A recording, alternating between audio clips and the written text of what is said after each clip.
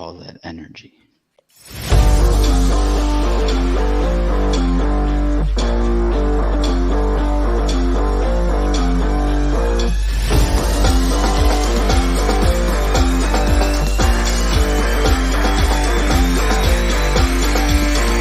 Welcome to the Blackout Show, presented by The Guillen Grid, a show about the Chicago White Sox baseball, the good, the bad, the ugly. We'll debate what's working and what's not on the south side of Chicago. It's old school versus new school baseball. And most importantly, we're keeping all the receipts.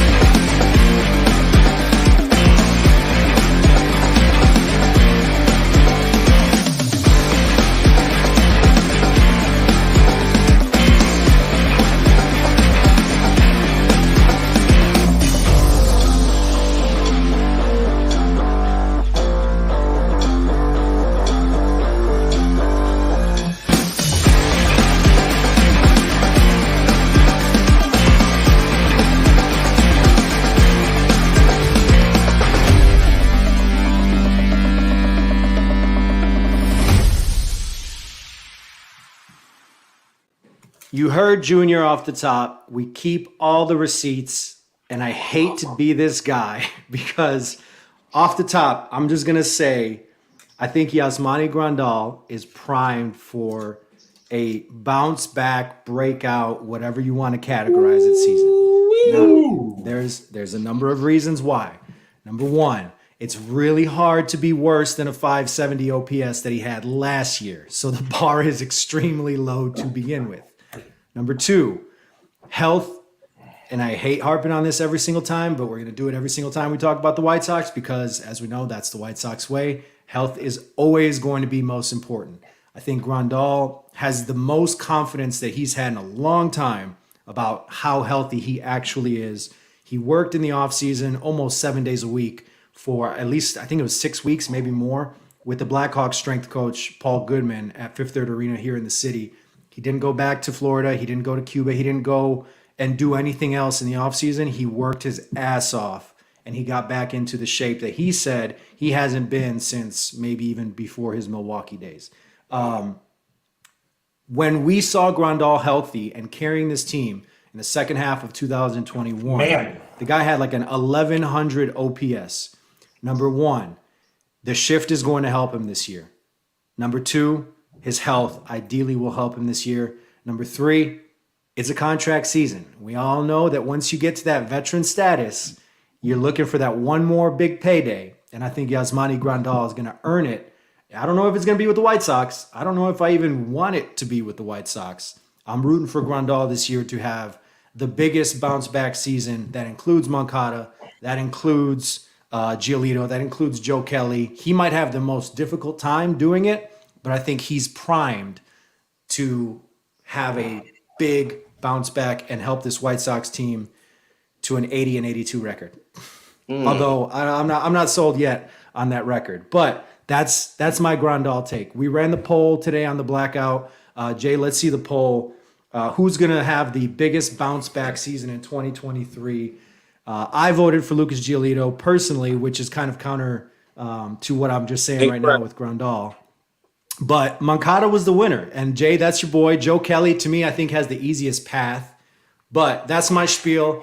Yasmani Grandal having a bounce back year. Jay, show us the spring stats. Like, I don't want to get too into overestimating what guys are doing in end of February and early March. But Grandal looks healthy. He's pulling the ball for power. It's just good to see that he looks like the guy that we wanted him to be. So that's my spiel. Now feel free to bury me, and obviously we've got the receipts. No, it is what it is. I'm not. No, what? Go ahead, OJ. No, I'm not gonna bury you. I'm not gonna bury you. I think that this Yasmani Grandal. No, this is why I'm not gonna bury you, because Chicago White Sox fans love guys that have done well for 1 or 2 years, and then they, that's the guy that's gonna make a comeback. Yasmani Grandal's been doing this for 11 seasons, guys. 11 seasons. This is season number 12. The only 2 years that he's not produced at the average, at least, of his numbers have been due to injuries. The guy looks great. You look him walking on the field. So even if he's just average and he's himself average-wise, career-wise, he's going to have a better year. The guy had a negative 1.4 WAR for crying out loud. Just Monty Grandal is the real deal. And here's the thing. He is a free agent. So he is going to be producing, and maybe the White Sox sign him again. Maybe it's another team. But I think out of this whole group, if I had to pick one player that has done it before over and over and over again, he knows what he's bringing to the field, is just Monty Grandal. So I'm all about it. Yeah.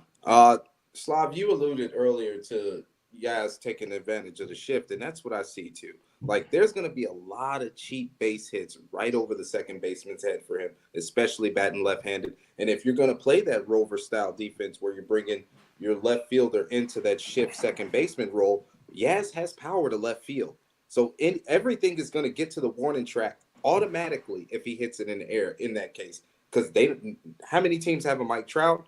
How many teams have a Luis Robert to go cover that, amount of ground? So I'm with you. Like, I'm trying to talk you into Yasmani Grandal, comeback player of the year 2023. Oh, we don't have to do all that. We don't have to do all that. We're gonna get there. It's okay. It's okay, pal. It's okay. It's okay. Do you think they're gonna pull the Joey Gallo on him and put the left fielder in like shallow right? I mean, that's going to be interesting. I think they could, but for me, when it comes to Yaz, I just feel like that herniated disc is the ticking time bomb that probably will come around mid to late June. Between the herniated disc and the hamstring, I don't know what's going to hit first. But as far as even the financial situation of it, with him having the highest contract for 23, I mean, that should do enough to get that motivation for him for that next contract you were alluding to. But regardless, he's wearing a White Sox uniform, and considering that their backup option is Sebi Zavala, I'm hoping that we can get as many. No disrespect to Sebi. Yeah, obviously. That's not on Sebi. That's on Han for constructing his roster. But at the same time, yeah, we need as many innings out of Grandal catching as possible, because I don't like the depth that we have right now. And we'll get more into Grandal behind the plate too, as we maybe not in this episode, but as we get later into spring training and towards opening day. We all saw that video with Michael Kopech and Ethan Katz and everybody loving everything that's going on in spring training. Let's pump the brakes though. I think with the bat, at least with the bat, I feel like Grandal's due for a big bounce back. With that said, welcome into episode 2 of the Blackout Show. Thank you for joining us. I'm Slavko Bekovic, joined as always by Chris Gonzalez, Ozzie Guillen Jr., and Jay Targaryen. Yeah. We won't, the family lover. He's a big family man. They're very big family man over here. Family guys, number one. We got a lot to get to on this episode. We had White Sox baseball on NBC Sports Chicago. We got a chance to see Lance Lynn get into it with Corbin Burns today against the Brewers. And guys, it was a pretty impressive showing overall by the White Sox. Let's start with Lynn, because he's off to the World Baseball Classic soon enough. We saw that I believe Adam Wainwright's going to be starting Game 1 for Team USA. Lance Lynn might be their best starter by the end of this tournament. But, against the Brewers, he looked it was a mixed bag off the top, but overall a pretty solid showing by Lynn. Jay, I know you thought he was like lights out. Shoved was the word I'm looking for. It's March 7th. You can't shove on March 7th. Oh, you can shove on March 7th. Now, let me tell you something. Like, if you look, the box score doesn't do Lance Lynn justice, because you see the 4 innings, you see the 2 hits, the 5 Ks, the 1 walk that was to Yelich to open up the game. But let me tell you, he put some breaking balls underneath Yelich's hands, away from William Contreras, who's going to be a top 10 catcher in this league next year. Book it. Lance Lynn looked awesome. I know, Slav, we talked in the group chat about his command. I'm not worried about the command. I just love the action on his pitches today. And yes, OJ, I'm going to blow my wad March 7th over Lance Lynn in spring training. So I'm just going to. Hey, you know what? I'm going to tell you this. You know what? I like what we saw. I'm not going to blow my wad that early. He's healthy. That's the number one thing. I'm going to put him in the Grandal situation, because Lance Lynn is a guy who has done this. He's also going into his 12th season. I love veterans. Lance Lynn is going to be a guy that, if he is healthy, he's going to throw 175 plus innings. He'll flirt with 200 again. If he is healthy, he will produce. He will throw the innings. He will have the ERA, and that's what I'm seeing right now. He looks a little bit ahead of schedule because he will be pitching for Team USA. While he's pitching with Team USA, are they going to win the tournament with that pitching staff? I don't know, but for him, it's going to be a huge building block to him starting off in a strong April as a healthy. For him, it's all about health. Can I the 30, 32 starts that I can? If Lance Lynn gets 30 starts for the Chicago White Sox this season, that makes him a contender. That's what I'm looking for in Lynn, which I saw today, a healthy Lance Lynn. Whew, let me write that one down. Yeah. We keep the receipts. That receipts. I really believe that. I put it there. I'm not saying. I think no one talks about that. If Lance Lynn throws 30 plus starts, which is 30 is a lot of starts. If he gets 30 starts in today, as a starter, 30 is a lot of starts. That's a lot of starts. If he is throwing 30 starts for you, healthy, that means that the pitch that he's being competitive. The White Sox are in a great situation. Because I think he's that big of a factor. Everyone's talking about, the bottom of the rotation, the top of the rotation, but he is such a big part of it. When he is healthy, the White Sox click on all cylinders. Look at the stats. I mean, but that's his calling card, right? Like when you talk about what you're going to expect from everybody in this rotation, I think at this point you know what to expect from Dylan Cease. I think at this point you know what you're going to get out of Lance Lynn. He's going to eat innings. He's probably going to go deeper than anybody else in this rotation into games. He's not going to walk a ton of guys. He's going to get a handful of strikeouts, but he's your horse. And there's not many horses left in Major League Baseball. I think, gosh, I mean, I don't know. Like, I don't know if that guarantees that the White Sox are going to be any good if you do get 30 starts out of them. I think they'll be competitive. Competitive is a word. In 2021, the year that they won the 93 game, Lance Lynn had 28 starts that no one talks about. 2022, 21 starts. I mean, obviously the knee injury in the second half of 21 like derailed him, and his numbers even then, like his numbers were so good in the first half. He was an all-star, and then they were still like by the end of the season they turned out to be like really good, not great numbers. He wasn't a Cy Young contender. Mm-hmm. I mean, I don't think people talk about it because. I mean, he was hurt in the second half. His numbers dipped a little bit. He was hurt to start the season. His first few starts were rough. But on a team that was like overly disappointing, he was the only guy, his last like 14 starts, I think he had like a 2.5 ERA. He was one of the only guys that was like consistently performing. And I think that's why maybe he doesn't get the credit that he would otherwise get. Are you guys concerned at all that maybe he's ramping it up a little bit too early for a guy who has so many innings on his arm and on his body? Is that a concern that he's already like ready to go? I think he pitched 48 pitches today. Slav, I'm gonna tell you right now on the South Side, we got to set the tone. And what Lance Lynn is doing right now is setting the tone. You can't win a damn World Series. You got Brooks Boyer in March, but you can lose one. All right. So what he has to do right now, Lance Lynn, nobody talks about it as one of Rick Hahn's best moves he's ever made, because this imaginary window that we're talking about, he has kept my rotation afloat. In a world full of uncertainty. Yeah, that's what I'm talking about, OJ. Open it up. You got to open it up. And that's what Lance Lynn did for the White Sox rotation. A quality guy. I'm not worried about the innings load. The only thing I'm worried about with Lance Lynn is him getting run support, because he's an older guy. There's going to be times where he's going to have 6 innings with 4 runs. He's going to give up a couple of homers. Can we support him in a situation and let him be the bridge between a no decision and a win? That's the question, but I have no concerns about Lance Lynn personally. Yeah, he's just a veteran that knows how to handle his arm in March in spring training and he's just getting himself the rhythm going, his arm, flowing.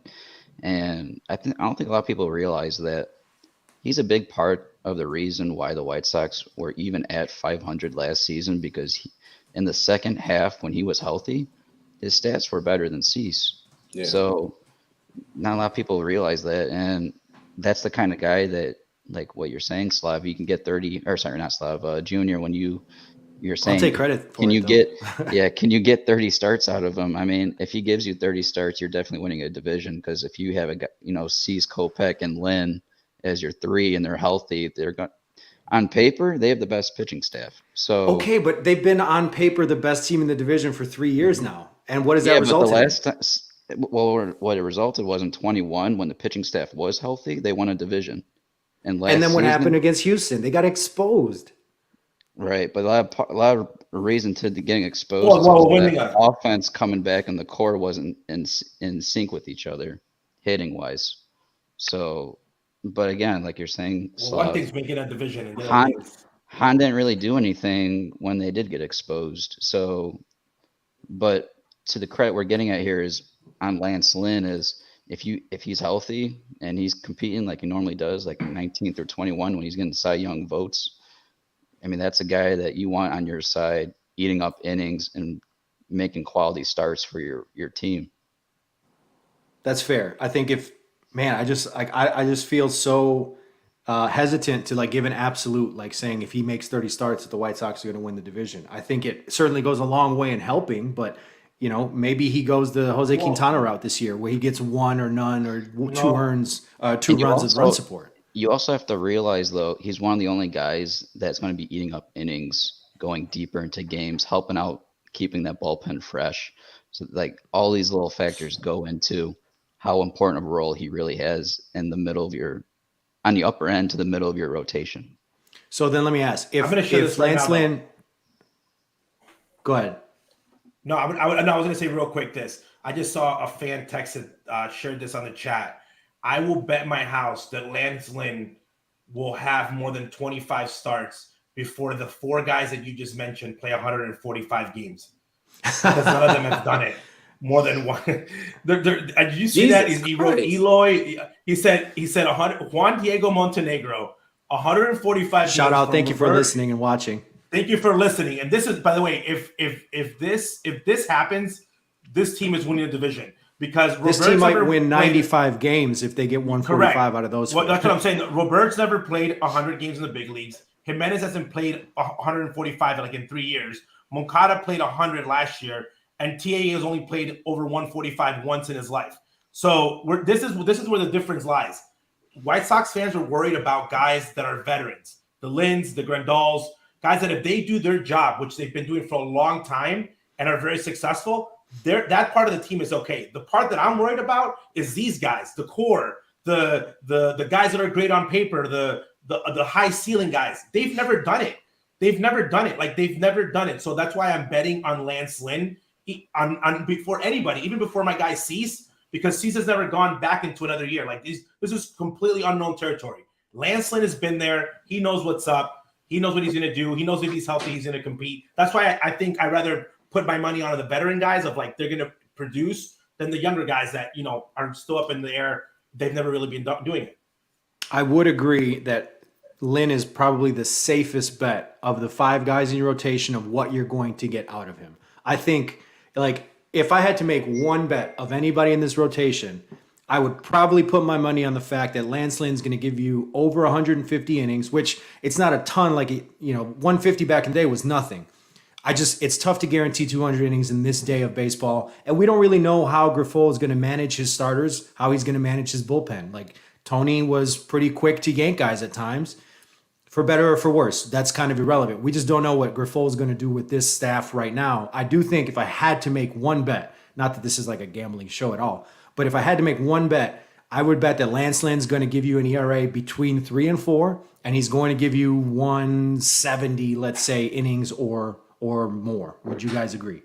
Yes, absolutely. And then you got to think about this too, Slav. We're just talking about Lance Lynn competing for an all-star game, being a quality pitcher. His whip is going to I don't care about all-star games or Cy Youngs anymore. Like, it's like you got to take the mentality of this team. Like Lucas Giolito said it in one of his interviews in the spring. Like, you can't say like, oh, if we all just play really well, we're going to win the World Series. No, you got to have short-term goals. Nobody is like, I want to be an all-star this year. Maybe Giolito, it's going to make him a lot of money, but you have to just say, the next start, I'm going to go 6 innings and get a quality start. Like that's all you can do as a player. Well, that's what I was getting to. Like, compare the White Sox talent around the major leagues. Like, they're mid compared to everybody else. If you get a guy like Lance Lynn that's saying, all right, we're going to set the damn tone right now. We're going to outperform any projections, anything they got on paper, just because we're better than what we think they are. Lance Lynn is the one guy I can trust to push through and get guys over the hump.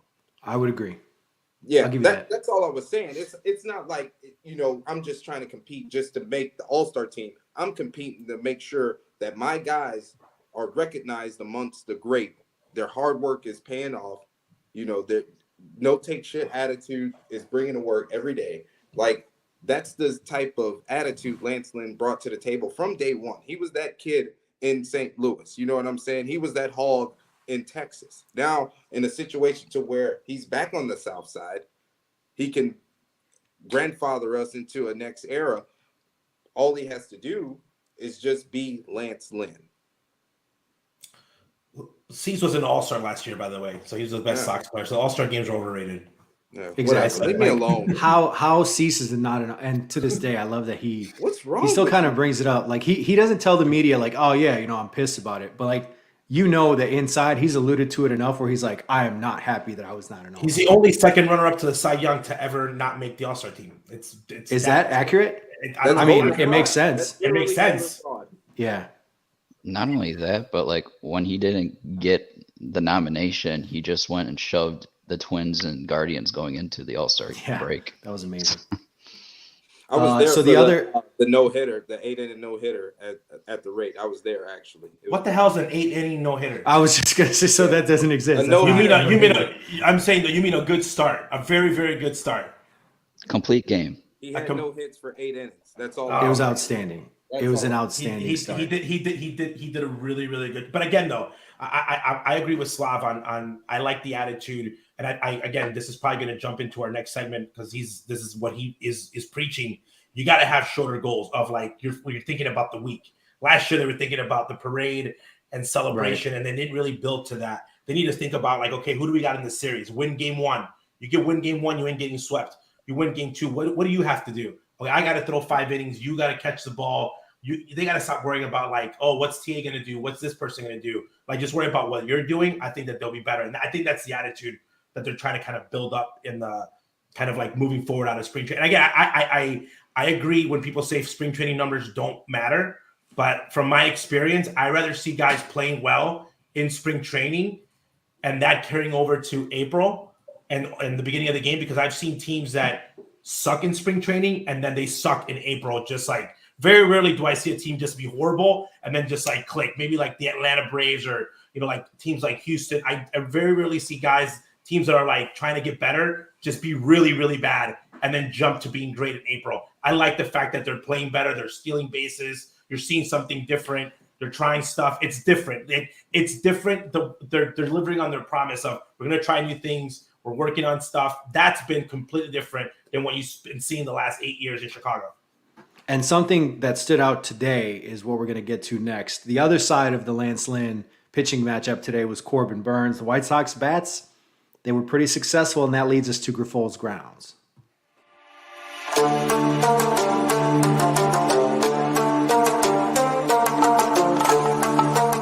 I don't have a problem making decisions. I don't have a problem making a call on a pitcher. I don't have a problem making a call on whatever our team needs at this particular moment.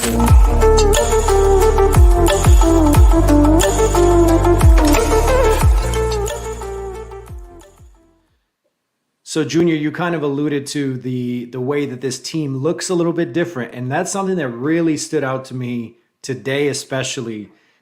We've heard Pedro Grifol talk about it a few times, taking the extra. He wants the White Sox to do what the Guardians do. He wants them to take extra bases. He wants them to be, to push defenses to make plays, make throws, steal bags, go from first to third. The fundamental, and right now it's almost crazy that like that's what we consider old school baseball, just doing the little things right, taking advantage of what the opposition gives you. The White Sox did that today, and that's something that stood out. Before we get into Oscar Colas and the Corbin Burns at bat that everybody wants to talk about, what was your guys' impression of what you saw today? Granted, it's a small sample size, it's one game, but we only get a handful of games from spring training that we can watch here in Chicago. Not all of us are in San Diego or can get access to all the other games, but I thought it was a totally different looking team. Granted, it wasn't the 9 guys that we're going to see on opening day, at least not all of them. But I was impressed, Junior, with some of the things that they did, the small ball type stuff. Well, first of all, Pedro Grifol is not messing around. The guy is super focused. He's on every play. He's doing a job, okay, which is awesome to see from a manager. Again, I know people wanted to see that. He's on top of stuff. Number one, that's what I love. Number two, I don't care if the starting 9 players are not there. That's an attitude that everybody in the roster needs to have. From the guy that's going to get called off from AAA all the way up, they need to play that type of baseball. If anyone knows this team better than themselves, I think it's Pedro Grifol. And I think the reason that he's been preaching, take the base, steal, hit behind the runner, we got to play defense, we got to take the extra base, is because he knows he is not a juggernaut like the Dodgers, like a Houston Astros, where he is going to just outslug everyone and just be able to get away with errors. He knows that he's going to have to grind. He's been facing them, again, 18 times in over 3 years. So he knows this team, what makes this team dangerous. So he's trying to put that in the aspect of how do you approach the game. So you get a person like Burns. Usually in spring training, guys are extremely aggressive. They're out there just trying to hack like just wild men. That's what we saw. That's what we would see in spring trainings before. Guys would just go up there and just take 4 hacks. They struck out. It was a horrible at bat. It's like you didn't see progress. Today, you got a really good pitcher. They took their time. It looked like whatever plan the hitting coach put in place, which you rarely see in spring training, and whatever Pedro talked about what they were going to do, meaning a plan, got carried into the game. Hey, take a lot of pitches. Let's work the counts. Let's do this. Take the extra base. Their catcher's not that great. It looks like the plan that they implemented before the game was actually being executed, which, first of all, is very rare today in the game of baseball. And number two, with the White Sox, that's something that I don't even know was the last time we've seen that. But they're just playing off of, like, we have a plan, not just we're going to go off our talents and see what happens. That's where I think we've been seeing the little difference just in spring training of watching the game. Ball in the dirt, 2 guys are taking off. Before it'd be like the guy on second took the third, but the guy at first was talking to Daryl Boston. Like, I feel like everyone is on their game right now. Like, everyone knows that they don't want to make a mistake. And when they do make a mistake, you see that's like, oh, I made a mistake. Like, we're going to work on this. So that's what I like, what I've seen so far. And especially what I saw in today's game against probably the best pitcher in the National League. Yeah, it was contagious throughout the lineup. What they did to Corbin Burns today, they milked him, is what I like to call it. They made him throw a strike. Like, I'm gonna make that a gift, Junior. That's too good. Yeah, we gotta make that. You're gonna regret that one. Oscar Colas made Corbin Burns throw strikes today. It wasn't just that bat that he worked from. I think it was like 1-2 to a walk. Burns started him off with a changeup and then threw a curveball right underneath his hand. Stuff veteran pitchers do to young lefties, but the fastball recognition out of the hand for Oscar Colas was impressive to me because it looked like he was taking it automatically. Like, I was looking for a spot, and Corbin Burns all afternoon couldn't hit his spot. Me and Slav, once again, we talked about it earlier in the chat. Like, both of these guys the command was a little bit off.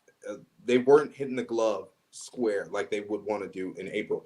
It's March, but at the same time, Oscar Colas's pitch recognition was on full display today. I know he hit a couple more singles and it wasn't driving the ball, but the way he's hanging in at bats and he's not just giving pitchers strikes, it's a sight to behold, to be honest with you. And hopefully the sky is the limit for this kid. One of the things that real quick, Gonzo, one of the things that I liked about the at-bat, specifically that everybody's been talking about today, when all those pre- and post-game shows I did with Frank Thomas, one of the first things that he will say, like when Eloy is struggling or somebody else is struggling, when they let the ball get deep and they look it all the way back, right? And Colas, it would look like, and I'm not comparing them, but it looked like when Juan Soto's so locked in and he's seeing every pitch all the way back to the catcher's mitt. That's what I was impressed by. He started 2-0 in the count. He was up. He took a big rip. I think that was probably the one pitch where he decided, I'm swinging no matter what. He's probably going to give me a fastball right there.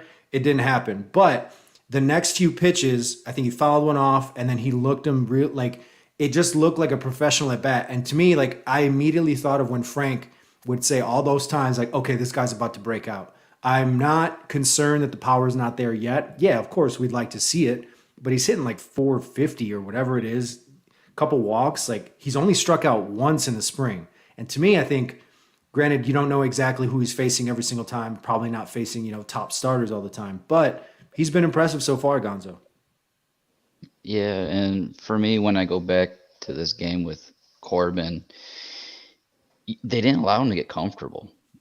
like they just got men on base right away, and that's going to be key because once you got runners on, that pitch clock is just going to be a lot more quicker in the game action. And I got to give credit to both Burns and Lynn because with runners on, they weren't really, like I feel like they were on edge, but they weren't really getting fizzled by the pitch clock, and with just keeping in track of the strategy going with runners on with only allowing 2 pickoffs.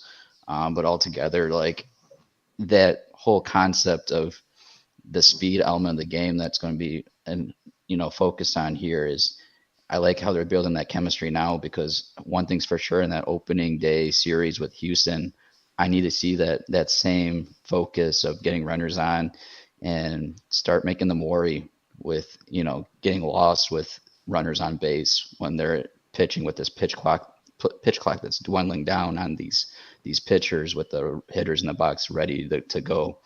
So we'll see how it gets going here, but I'm excited with, how these not only our own pitchers are going to react to the speed element of the game, but our, these rival pitchers, especially in Houston with Frambar and some of these others, like it's going to be exciting. So we're 3 weeks from opening day. Do you guys feel confident enough saying right now that Colas has already won the starting job in right field? Hell What's up, Vincent? Hell yes. Hell yes. I think that. Oh, wow. Yes. You know why? Because the kid has done what you've asked of him to do. What I didn't want the White Sox to do is just put him there because he is their top prospect and not have him to compete out. He took that to heart and he's competed and he's made the team. So let's say Oscar Colas was coming in as a spring training invitee, like in previous years, Jake Lamb and all those guys. You need to consider him. At this point, I think that the White Sox have done so many things that have not made fans happy. I think Pedro Grifol is here to win right from the start. And you give him that gift of breaking camp, even with the 2 weeks. Just say, you know what, we'll deal with you later, and we'll pay you that 1 year. We'll worry about that later, and you let him break camp as a reward because he has worked hard. And you don't want franchises think players don't talk about that. If the kid deserves to be on the team, and if you keep him back, you're doing it you control him another year. That doesn't make players happy. They're like, let the kid go there, be with us on opening day. That tells your team like, hey, we're serious. Ready to go. He's done everything possible. He's looked really good in the outfield, better than I actually thought he would. From what I've heard from scouts, he's looked great in the at bats. Again, is it spring training? Yes, but this is the only time that he has to show that he's able to play. He wasn't a September call up. This is the only time that he is able to compete and work for a job. And he's done a great job. And he's actually won me over going into spring training and saying he breaks off with the team, because I was on the school of saying he doesn't make the team. He's probably not going to play well in spring training. So I'd be saying the same thing if it was the opposite. But to me, he earns the spot. He's a starting right fielder hitting 8th or 9th, depending on what they decide to do. What if he goes over his next 12? You still take him there, unless somebody else. You stay. Again, he's competed, and the fact that it has not just been the hitting. He's had great at bats. He's walking. He's moving the runners over. He's played great defense. Like he showcased to you. He's hustled too. He's hustled. So that's like hustling in early. Granted, of course, you want to see that from a guy who's trying to win a starting job and make the opening day roster. But I mean, it's kind of impressive to see for a young kid who's not guaranteed anything. Yeah. Exactly. Yeah, and it's. I mean, you don't see guys, really going all out, like beating out infield little nubbers to the pitcher's mound. Like that's impressive. That leaves a positive impression, regardless of whether he makes the team or not. And that's what I like about him with the Grifol, that they're going to have Grifol's. That's his son. Okay, everybody else, you're just adopting them. Colas and those guys that he's getting from the start, right? He's gonna groom them on. He's never been with anybody else. So he's going to have a really good shot to break for them to go in together. Again, for the future of this, I'm not saying they're going to win World Series, but I think that they both are going to be in Chicago for multiple years. Just let them break camp together. Sorry, family man, for breaking up there. Yeah, and what's crazy is I talk with my guy King Mac about Oscar Colas right now, and one thing that sticks out is the work ethic. Like when you see every time he digs in the box, he's going up there with a plan. I'm not going to get beat, and I'm going to adjust on every breaking ball. He's only made 2 bad swings on breaking balls this whole spring. That's why he only struck out once. That's why he's batting over 400, because he's making contact with every pitch he can, because he knows. I think he knows in his heart of hearts that, all right, I'm going to the show in 3 weeks. Let me prepare myself the best way possible to give the Chicago White Sox an offer they can't refuse. Like, I'm sick of the AA. AAA is not going to help me. It's my time now. So we got a question from our guy, Ray the Barber. Came on episode 1. Shout out to Ray. Thank you for joining us. Thank you for listening again. Any worries about him not seeing quality MLB starting pitching except for today off of Corbin Burns? And that's kind of what I'm getting at, with like maybe a little bit of concern that the power hasn't come, because he's not been facing, like the top tier echelon pitchers so far. But I think Jay and OJ, to your point, like what you're seeing out of the at bat at least gives you confidence that that'll probably carry over against top pitching too. Yeah. If it's not who plays right field, here's the other question. If you had a right fielder, okay, you had signed somebody, and that was like, Coles was going to be like the backup guy, and the fourth outfielder, like who's going to beat him in who's going to play over Coles right now that you take on that roster and say he's going to play right field? Yeah, I mean, Sheets is the only other guy that's even in the question, right? I mean, Billy. I don't. Yeah, I mean, like, I think Billy's fighting for a spot, but like, I don't know if he even. God, it's tough. That's tough. For me, like, considering that you have so many pitchers going off to the World Baseball Classic, like Colas right now, he's facing a lot of these arms that he's gonna see if you do start him in double AAA, and he's handling it well right now. So, like, for me, I don't understand why you don't just allow him to be on the 26. You don't have to start every day in right field, but you can work there within a couple weeks.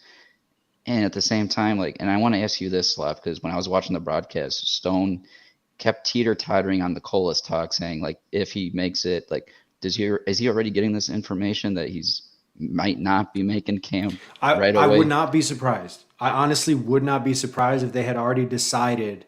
And no, Junior, I don't agree. I don't think it's service time. I don't think it's money. And if it is, then the White Sox they're screwing this up.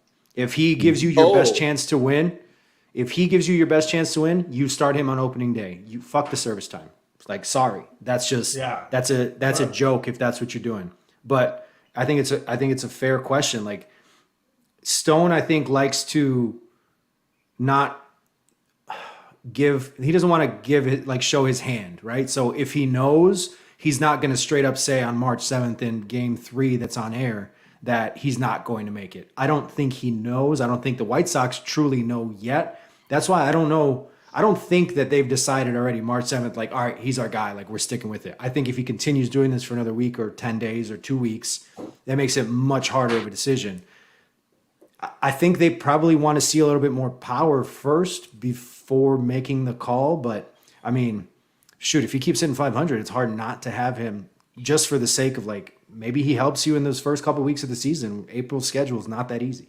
Yeah, and then you got to think, if you look at all of his hits, like, granted they're singles, but he's not barreling these balls up. Like, he was out in front of a soft line drive in right field in front of Tyler Naquin this afternoon. Like, what if he starts barreling the ball up, like squaring the ball up? He's a strong guy.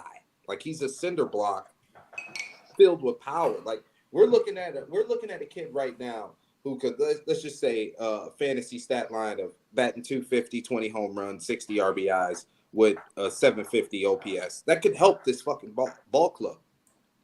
No, absolutely. Here's the thing. Here's my part when people talk about power. So if he had 5 home runs and the rest of it were strikeouts, would we be like, wow, he's ready for the big leagues? That's the part where I'm concerned. Is there's a lot of swing and miss guys on this team, and I think with what Griffol's trying to do is, hey, we can get base hits. We can. The greatest team to ever play in my lifetime is the New York Yankees. Okay, and they won 100 and they broke the record 105 games, and no one on that team hit over 30 home runs. So home runs are a South Side thing. Like, we love home runs. That it is what it is. But you can build a team where you don't strike out a lot, you get a lot on base. He moves really well. So I think it's more of like, they don't want to tell him that he made the team. Maybe they want him to work till like the last day. I think that 2 things need to happen. If he maintains, it's his job, or if someone literally just outplays him, like someone just goes off like the last 2 weeks of spring training, like a Sheets, and it's like, okay, we might go with a more veteran of these two and like not make him a platoon player because he's too young and needs that at bat. But for today, if the season started today, he needs to be in the lineup because other than Grandal and probably the next best hitter on the Sox, even though like the White Sox have done pretty good offensively, he has been one of the shining stars. You know, we're not talking about Romy or we're not talking about Savala or like the other younger guys. We're talking about Colas and what he's producing. And he's the prospect right now that at this point, I'm surprised he's done this well. I was going to be okay with him being like, struggling and having to go back. Like I was open to that because it happens. But right now he's competing. And if the season started today, he'd be in right field.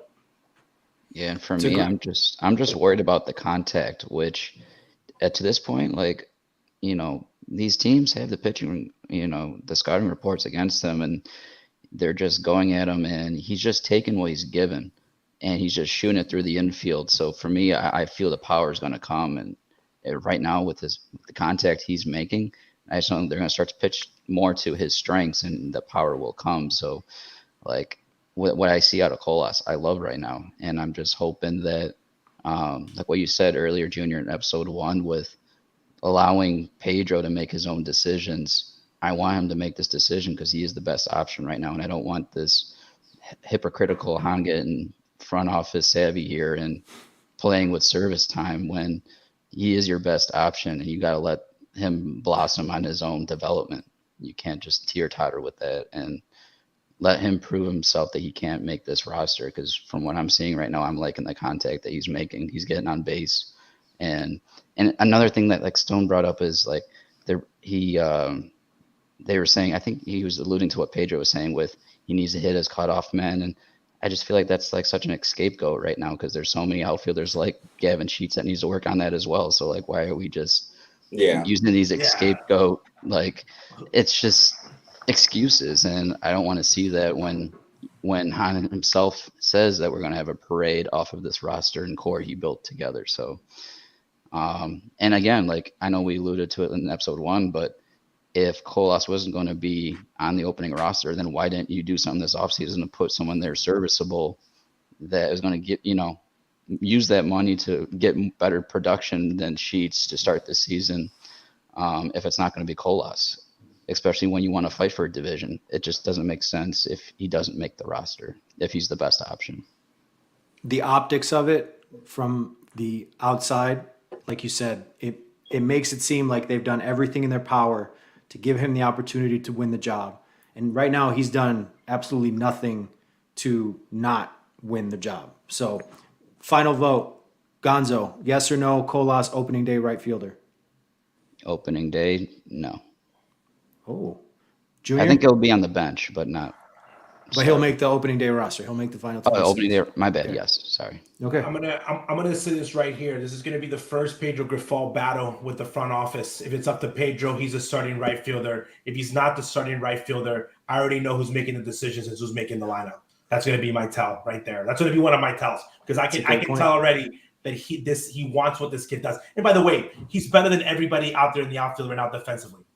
He's better anybody you put out there other than Billy. He's better than all those guys defensively, and Billy's only better because he's run faster than him. But catching the ball, being an outfield with his speed, he's better than all those guys that they have out there. So that's going to be my tell. That's going to be a big tell if he is a starting right fielder because I think that in Pedro Grifol's little lineup that he puts under his bed when he goes to bed, that he is playing right field opening day.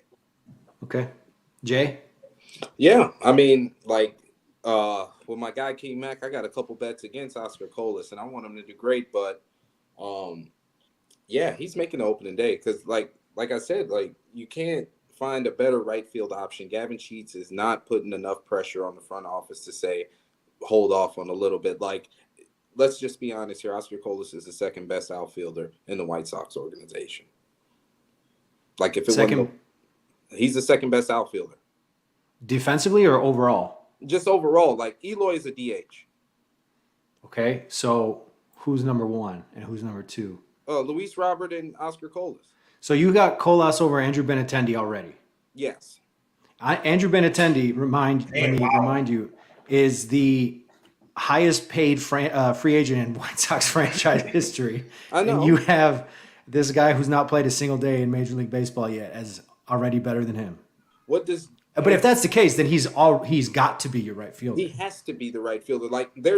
For example, there's a few things about Oscar Colas that jumps off the table. Throwing arm, natural power. Now he's making consistent contact. With Andrew Benintendi, what jumps off the table? Nothing. Absolutely. But there's a track record. But you know what he's going to give you. That's the difference. Well, yeah. Like, I mean, I've seen like 20 to 25 bombs in Boston from Benintendi, but this is still like, how high is his ceiling compared to Oscar Colas on both sides? I think I'll give you that. I think that's fair. I think that's fair. I think that he just reminds me again, a lot of the younger people. I think he's like a Magli Ordonez. Ozzie Guillen got in a battle with the front office because I'm just saying the way that he is a prospect, that he is looking, that he is a future. There's no one in that position to battle it out. There's no like Abreu and Vaughn and who's going to be here. And it's like there's no one. And there hasn't been anyone for a long time. We've been on Tinder for right fielders. We've dated every single person since Jermaine died, trying to fill in that spot. Every single year, we don't have a right fielder. We haven't homegrown it. We haven't paid for it. We've tried every single thing. And his is like the first homegrown talent right in the perfect moment for him to go. And he's actually producing to play himself. For them to just ignore that completely is going to be hard. Like, he might be a guy that he might be in the spot from the beginning, like just be able to just play out a long time with the Chicago White Sox. And again, I agree with Gonzo. Like, it doesn't mean that when you're an opening day roster and you break camp and you play game one, it doesn't mean that you have to play the next 25 games in a row. You can platoon him, you can do a matchup, but he's on the team. You're getting him to get used to playing big league baseball. I always believe in this, guys. Big league baseball is big league baseball. You can be in Charlotte in AAA. That's not the same as playing a weekend series versus the Cleveland Guardians coming into town, and you got my guy Naylor. $5. I got the $5. Yes, and you got my guy Naylor. Doing the baby run, like that intensity. He needs to go out there, feel the 108 crowd, be able to play outfield in the South Side in a big moment. He's not learning that in AAA. I'm sorry. So if he's ready to at least develop and start grinding it out, you bring him out there. And that's why I used to hate the COVID season. That's why I hated it, because when you're playing in an empty stadium or like in front of 2,000 people, it doesn't get you ready for the big leagues. The big leagues is the big leagues for a reason. And I think that he's at that point where it's now like if he stays in the minor leagues, he'll hit 500 for the rest of his life. He needs to step that and be like, am I a big league guy? And that's why I like him.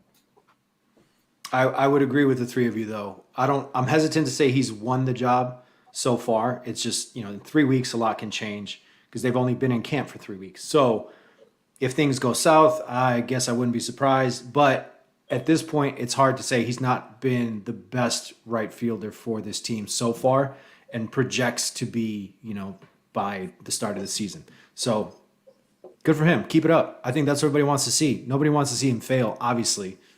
Let's see if he can keep it up, and post World Baseball Classic, what happens? He's got the tools to do it. And the nice thing is it's not like he's going to be like Andrew Vaughn, right up there in the middle of the lineup right away. He can hit 6, 7, 8, and there's not really a ton of pressure on him to be a big producer right off the top. Speaking of production, Jose Abreu, our guy, made some comments about the White Sox. Steve Greenberg of the Chicago Sun-Times posted this feature on March 3rd, a few days ago. Got this interview with Jose Abreu on Life with the Astros. Allow me to indulge in a few quotes from our man Pito. I think sometimes talking about the past can bring a lot of animosity, but I think the best way I can put it is just that we weren't a real family, talking about the White Sox here, Abreu. And I'm hoping maybe the Sox can get to a situation where a lot of the guys there that do deserve to be in a good situation, they can have it there and be able to win. But I don't really have too much more to say about that. These guys here, now referencing his current team, the Astros, they are a real family. Obviously, I can see why the Astros organization has had as much success as they've had the last couple years. Then he also said, in regards to him leaving the White Sox, sometimes when you're at a place where maybe you're not being respected to the point where you think you should be, you just have to go somewhere else. Ooh. So White Sox Twitter was on fire the other day after this article came out. Before we get into the reason that everybody threw him under the bus with the so-called leadership, episode 1, if you haven't seen it already, go back, listen to it. Ozzie Guillen Sr. joined us, and he told us Abreu's leadership was BS. That was something that was made up essentially by people wanting him to be a leader just because he was the best player and he was a veteran. Abreu's not the most vocal guy. Maybe he was a leader to some of the younger guys. We've heard Moncada say, Abreu helped him and Luis Robert and blah, blah, blah. But as far as like true leadership, your vocal leadership, your Paul Konerko types, whatever, man, people threw Abreu under the bus. And I personally think that is absolute BS. It's not his fault that you made him out to be somebody that he wasn't. He worked his ass off, played hurt, tried to play 162, wanted to play 162 every single year for 9 years, gave everything to the city of Chicago and to this organization, did not want to leave.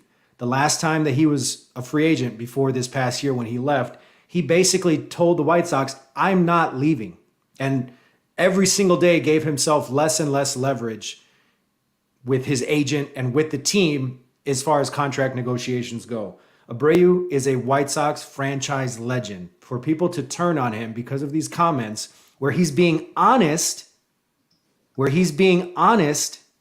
that is not fair to what this man did for you for 10 years in this city. And that really, really upset me. It didn't surprise me because there's so many short-sighted people, especially on social media. But man, everything that this guy did, he goes to a better situation where he's likely going to win a whole lot more than the White Sox and probably be appreciated maybe a little bit more than he was here, or at least with a certain part of the fan base.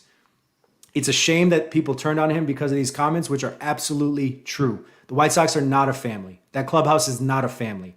It's just a fact. We've heard it countless times from countless people. You can tell me all you want about how much they back each other up and they love each other and that blah, blah, blah. It didn't show last year, and there's a reason that had a lot to do with why this team failed. Give Jose Abreu the credit he deserves. Stop labeling people leaders when they aren't actually deserving of it or don't necessarily even want to be leaders. It's a shame that these people have turned on Abreu because he was honest and everything he said was a fact. Absolutely. Absolutely. You are 100% right. But there was a couple things I did not like about the comments. Again, I knew that he was going to say that. Number one, he's full of shit saying that the Houston Astros are a family because he's been like come on, like he's been there because that's what I'm saying though. So like they're just replacing one Cuban with the other. Like they're a great team. They don't even know. Like they're like, who's Jose Abreu? He's at first. Like they're a machine. Okay, and they just came off. They just came off a very big controversy, and I bet that brought them together more. What Jose Abreu was talking about, we're not a family, and I think that he used the word family specifically because he was targeting one of the players, the shortstop, mainly, is that Jose Abreu is a person that leads by example. There's different types of leaders, okay? And Jose Abreu is a guy that doesn't have to be vocal, but he brought every single day something to the table, meaning every single day he showed up at the stadium and he played 162 games, and he expected his teammates to be able to go and do the same as he did. Like, do as I do, and you'll be great. I don't think what he didn't like was that the other leadership and everything that they consider other leaders was all talk, okay? Everyone else is all talk. Family, the new word is togetherness, change the game. And it's like players do it and then marketing grabs it. And then obviously we, media and bloggers, everybody runs with it. And we make memes and we make hashtags, and because that's part of what we do for a living. And that's awesome. But it's great for us. But from when you're building a culture as a player, you're like, this is BS. We're just saying that we're going to win the fight. We're just saying that, but we have to actually go and do it. We have to back it up. And that's where I think Abreu, that's the type of leader that he was. He shows up at the game and he backs it up. He's like, I'm here 24/7. I'm not hiding when we're losing. I'm not showing up. I'm playing hurt. I'm playing through pain. That's where I think that he's saying we need something better here because we keep saying that we're great, but we're really not. And I do feel disrespected because now I'm doing all these great things and you probably could have kept me. We probably could have done some things differently, but you couldn't keep me. Okay. You didn't, this whole rumor of like he wouldn't DH, which I've heard through the rumblings that it's not true, that's a fake story. And he was not very happy about that, oh, we're not signing him back because he won't DH. It's like, no one's ever talked to him. So that's the part I think Abreu, people just assume like, if there's trust and there's real leadership from your skipper, from your front office, you tell Abreu and say, hey man, you're going to be the DH. Like you're going to do this. Do you think it was easy for Ozzie Guillen in 2005 to go tell Frank Thomas, the greatest player in White Sox history, his good friend, okay, former teammate, hey man, this is going to be your new role. And Frank only did it and took it. I'm sure he wasn't happy. He wasn't like, oh man, this is my new role. Like nobody is, but he respected the decision. I think that's what Abreu is missing and saying they deserve better, because we've done all this talk, but no one's ever gone in and say, this is what we have to do. The front office has never stepped in. Okay, they do on the papers, but no one's maybe they've never done it in the clubhouse. Okay, maybe no one's told the player this is what it's going to be like. They just let things go, and maybe that's what's frustrating him, because now everyone's blaming him and him saying, wait a minute, I produced every single year that I was there, and I might have only produced 75 runs because I got moved in the lineup. The team wasn't very good. So not to put it all on me saying that I was a failure. Wait a minute, everybody look yourselves in the mirror. So that's my rant. And my rant for the White Sox fans, we were literally screaming every single day, every time he got a hit, build him a statue. Okay? Yep. Do you want to talk about what affects free agency? Okay, and people talk about this guy won't play for Tony La Russa, or this guy won't come here, or this one won't come here. This type of action is what affects teams in free agency. Players are at home and saying, oh my God, Jose Abreu, Mr. White Sox, does not get along with the front office, and they keep going down the list. They're like, why would I go there? You want me to go there, you're overpaying me. Like that's the level of, this is the sort of things, the sort of like rumors and back office talk that affects a team in free agency, affects the teams with players. And here's the thing, guys, the Cuban clique. Okay, the fact that Abreu's like, I'm talking to these guys, and Grifol needs to go check everyone's phone and say no one can talk to Abreu, like legitimately, because that clique needs to be dismantled. It needs to be destroyed. Unity. I'm saying though, there needs to be more unity, and maybe Grifol is that guy. But it was felt that there was a lot of breakup. And again, we've all known this, not a secret, but the media wants to tell us that they're all family. Now it's called togetherness. Let them just play baseball, man. They respect one another. Play the game, and everyone's going to love each other. You guys think the 2005 White Sox guys all like each other? Fans think that. Fans think that they do because they won together and they celebrated. Half of those guys liked each other half the time. The other time they're like, I can't stand so-and-so. I can't stand this guy. But you went and played. They couldn't stand the manager probably sometimes. Our dad couldn't stand them. We couldn't, but they won because they respected each other and they went and did what they had to do. I think that's what Abreu had. And unfortunately, I was expecting better from White Sox fans, but hey, what can you do? Well, I mean, you got to think about this too, Junior. Let's just be perfectly honest. Throughout his career, Jose Abreu was the best offensive player in the division, period. So we've turned on that guy because of what he verbally said, not because of his OPS, not because of his RBIs, not because of his Silver Sluggers, not because of his COVID MVP. We turned on him because what he said after the fact. That shows you the body of work of these people. And me personally, as far as losing Jose Abreu, I understand the business side of it, but it's still hard to replace your best offensive option with guys that you already got on the roster. Like, you didn't sign Andrew Benintendi to replace Jose Abreu. You know what I'm saying? So wherever we get that production from, it'll be amazing to me. Hopefully we can. But at the end of the day, we quite literally turned on a guy who's statue worthy for the last decade. Don't say we. Very true comments. Don't say we.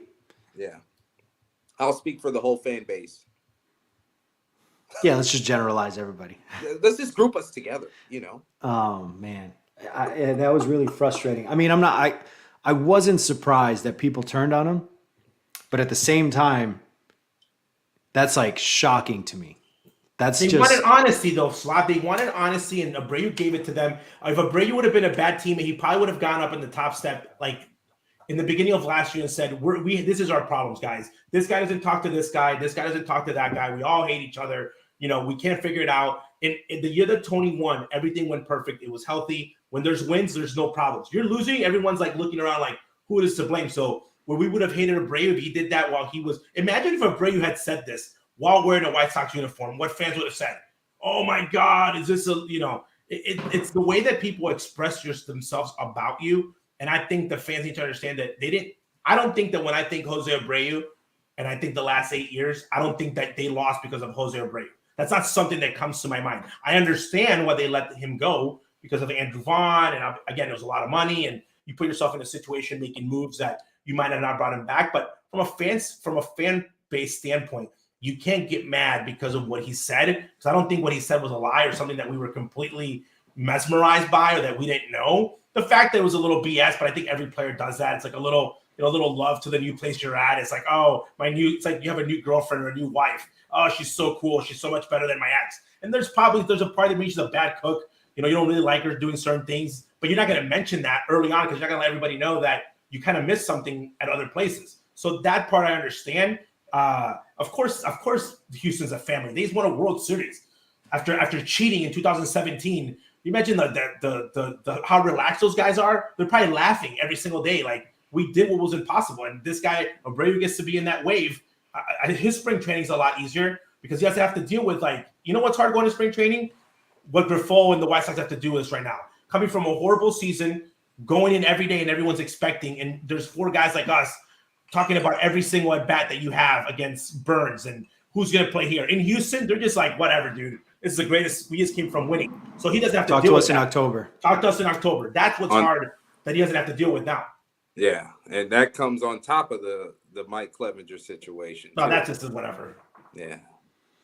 So speaking of Mike Clevinger, I don't know that this is entirely over with yet. At least I don't think White Sox fans and media members will allow it to be over with. We found out the other day that Major League Baseball announced that their thorough 10-month-long investigation, where they had interviewed 15 different people or more, came to a conclusion, and that Major League Baseball decided that they would not be giving any discipline to Mike Clevinger. Now, let's just say straight up, honestly, that does not mean that Mike Clevinger did not do any of the things he allegedly was accused of doing. We do not know that still. However, it means that Major League Baseball did their due diligence, did their research, talked to everybody that was involved in the situation, and came to the conclusion there is not enough here for us to discipline Mike Clevinger. So he came out and released a statement via the MLB Players Association saying, "I'm pleased that Major League Baseball has concluded its investigation. I had nothing to hide, cooperated fully with MLB. The situation has been stressful for my family," which is an interesting thing to say considering some of the allegations. And then I thank them for their strength and support. I asked everyone not to rush to judgment until MLB's investigation was concluded, and I appreciate everyone who had faith in me, including the White Sox organization and my teammates. I'm looking forward to the 2023 season and helping the White Sox win a championship this year. In kind of a side Clevinger-related thing, Lucas Giolito, I think that same day pitched in the spring, and afterwards was asked about Clevinger and gave a baseball answer from a baseball player. He said, and I'm going to paraphrase, I apologize, I don't have it pulled up, but he basically said something along the lines of, we're happy to have him in the rotation, glad it's over with. We don't really think too much about it as players. That's just kind of outside noise. We look forward to having him and having him help us win ball games. And everyone lost their goddamn minds at Lucas Giolito because they claimed it was insensitive. Now, I understand how this would come off as insensitive. And basically he's saying that, he's kind of defending it from the athlete perspective. It's not a distraction. And I do agree that the elephant in the room that people don't want to acknowledge is that athletes don't care about what the hell other people are going through and what they're dealing with, as long as they're helping them on the field. Lucas Giolito and all the other guys on the White Sox did not come to Camelback Ranch every morning going, God, I hope this Clevinger situation is going to get resolved soon. They don't care. They're there to play baseball. They're working on their craft. They're thinking and focusing on themselves. I think it's a shame that Giolito had to come and apologize, basically saying he's not trying to downplay it. He didn't mean to tell people that the outside noise was, what their equivalent was to the allegations of domestic abuse, etc. It's just a shame that it's come to this. You can't say that it's not a distraction, because to the media and to the fans, it's more of a distraction than it probably actually is in that clubhouse. Part of that is speculation by me, but also athletes are not thinking about this stuff when they're on the field. I'm telling you for a fact, these guys aren't going to Camelback Ranch and every time they see Clevinger, they see this cloud above its head that says, oh, potential domestic abuse allegation. Like, they're there to do their job. I feel bad that Giolito had to apologize. And again, like this whole overreaction thing. If you've ever heard Lucas Giolito talk in the however many seasons he's been with the White Sox now, you would know how cerebral of a person he is, how thoughtful, and how much his brain works differently than other normal athletes, so to speak. There is no way that you could have interpreted that as ill-intended by Giolito. This Clevinger thing, thankfully, for the time being, is over with. Hopefully everybody gets asked and they spit out their opinion, and then we can move on and focus on baseball. It's a shame. Like, I understand the frustration. I understand why people are up in arms as to why the White Sox even signed him. It did not come up in their background check, which Rick Hahn mentioned multiple times on the first day that pitchers and catchers reported. I hope, guys, that this is just done and over with. And for his sake and for the White Sox sake and for the sake of everyone involved in this investigation, I hope that he didn't do any of it. I'm not saying that I hope that the accuser is lying. I'm just saying I hope that it was an exaggeration or whatever. I just hope that he's not the guy that he potentially could be. And more than that, I just hope that we can now focus and not point fingers at a guy who has basically been cleared and nothing was found out that he did anything wrong. Yeah, You don't have to like him. You go, Jake. You don't. Yeah, no, I was gonna say, like, you don't have to like him. And Slob, the thing about it is everybody's so upset that the MLB didn't do anything. They're not even thinking about the fact, oh, well, thank God this lady possibly didn't get abused. They would rather wish she and her child got harmed than for Mike Clevinger to be able to walk free. That's the sick part. Like, why can't you have the glass half full? Like, I'm glad nobody got hurt eventually, even though that hasn't came out yet. But why we can't wish for a positive outcome just because you may or may not like the guy because of what you heard in the past? No, I agree. I agree. That's the part where, again, when people are in a relationship, let's just think about real life. That's just something that's super sensitive, number one. Which every player, there might be one or two kind of gossip queens that might want to talk about it. The other guys are probably going to drop the quote. And I'm sure Clevinger knows, and he knows that there's guys in there that don't like him. And then there's guys that he might not like. And then there's guys that really don't care in the sense like, it's not my daughter, it's not my wife. Keep away from me because I can tell that you're toxic. And that's the majority of the guys. Guys, they want to kind of mind their own business. They don't want to call somebody out, but you're not going to go and get invited over for Sunday dinner. And that's when people really don't understand, like, why Ozzie Guillen was loved as a player, because Ozzie had fun and he let players be, and he never judged anyone, and he didn't want anybody to judge him. And I felt bad because if anybody else in the White Sox would have made this comment, I would have been like, okay, maybe you don't know where they're coming from. But this is Lucas Giolito. The guy is super thoughtful of what he's saying. There's nothing in his background that would say this. And Lucas is the type of guy that if he probably could have not gone to sleep had he not apologized, because he'd be laying in bed and saying, why are all these people thinking bad about me? It wasn't my fault. Most other normal human beings would have been like, who cares? F the fans. But Lucas was like, literally felt that, oh my God, I might have not made a big deal about this. So the fact that it's over, meaning from a White Sox standpoint, now you can go and say, okay, MLB's done their investigation. Guys, Major League Baseball investigates and says, do we have a case so we cannot let this gentleman work? Okay, they need evidence. That does not change the fact that bad things couldn't have happened. So could there be things that she said that he has done in the past that he might need help for? That's a completely different story. And I'm sure the White Sox are dealing with those very internally. Okay, I'm sure that, Clevinger can't be showing up every day hungover to the stadium without, bringing up red flags. I'm sure they've talked to him about all those things. But from a standpoint of, is he going to be suspended? Are we going to lose out on $12 million? Is he going to be our fifth starter? You don't have to worry about that. And I'm going to give credit to the Chicago White Sox, and fans are going to get mad about this, but everyone, including myself for a quick second, because it wasn't my money, I said, release him. Release him, not deal with it. You release him, you lose the $12 million, you move on, you give Davis or go sign somebody else. But they did it. And that takes courage, because in today's game, you feel the pressure from fans, from media. That's what you have to do, even before the investigation. I also give credit to Pedro Grifol because he's overcome his first tough decision. What's his tough decision? You have 26 guys on the active roster in your clubhouse with 26 different personalities, and you got another, 20-something in the 40-man roster. Pedro Grifol could have came out. He's a father of, I think, 3 daughters and his wife. We saw them all come in. Pedro Grifol looks like a great family man. All his pictures are with his family. That's been the reputation. Grifol is like a number. Everyone's like Ozzy. He's a great family man.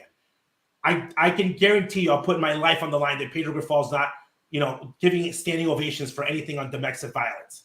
So that's his personal life. But he's got to say, okay, I got 26 guys in my roster.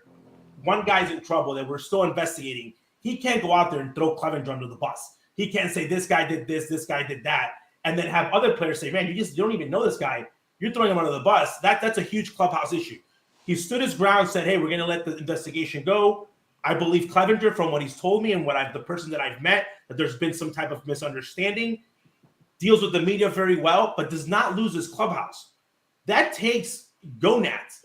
We had AJ Hinch claiming after being a big league manager for 5-6 years that he couldn't stop people from banging on a trash can because he felt pressure. Okay, here we got Pedro Grifol, first year managing domestic violence, not cheating in baseball, bigger deal, domestic violence. You got a brand new player, you're new on a team, and the media's coming after you, and you're dealing with it like you've been doing this for 30 years. So great job on that end, like way more mature than a lot of managers when it comes to that. And the clubhouse is noticing that, like, man, this guy really has my back. So when you have to have those conversations, they're going to go to him. So very well handled by Grifol, very well handled by the White Sox. Clevinger now is on the let's look at what you do now. Not baseball. He's going to get booed. He might pitch bad. He might pitch good. But he needs to be very careful on where he's doing after games, what he's hanging out, what they catch him doing, because right now everyone is focused on him. Comments, anything that he does, he knows that he needs to walk a straight line, and that's what he's got to worry about. I think the pitching's going to come around, and he's going to get booed. People are not going to like him, but you not liking him as a human being is okay, because there's things that he might have done or you thought that he did. You might not like his haircut. You might not like his style. His wind-up is a little weird. That's fine. But the fact that this is his job, he has the ability to go work every day, that's where I see this as like, is he allowed to play baseball? And I'm like, absolutely. He needs a second chance. Like, there's guys that have been to jail, okay, and have been playing the league 6 months later.